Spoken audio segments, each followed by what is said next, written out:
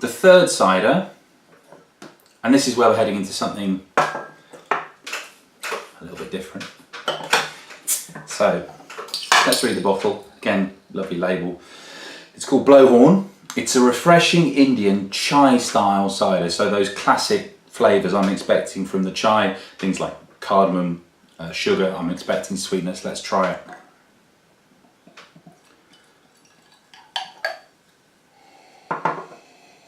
Yeah, it's got a really interesting nose on it.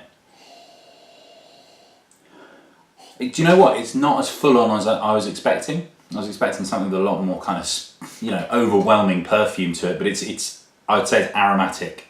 So the rationale for choosing the cheese that I've chosen is that is I'm finding something that works in a kind of a perfume, sort of aromatic, perhaps slightly floral way.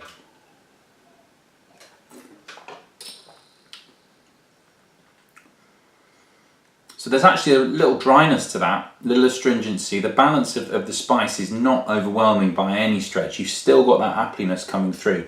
Now, I've gone for quite a famous cheese. It's called Stinking Bishop, and it's washed. So a washed brine cheese is traditionally washed in brine. This one's washed in a perry and brine solution. You do get alcohol and brine washed. So the classic is the Epoisse, which is from Burgundy. It's washed in Marc de Bourgogne brandy and brine.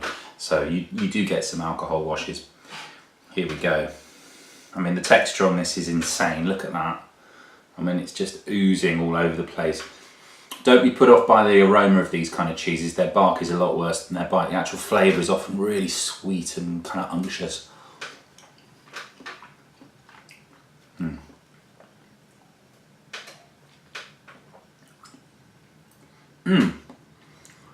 Now that's interesting.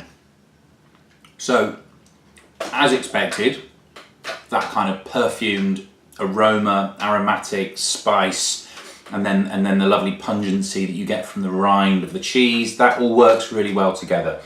The thing that I'm kind of interested in with this though is one to look out for is texture at work. So in this you've actually got a bit of a sparkle, you've got a bit of acidity to it, more than I was expecting.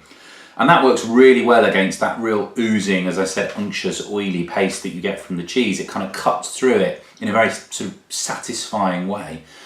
That's really something to look out for. So yeah, I think that works on two different levels. I would say flavour, texture as well though. Really, really good. Cheers.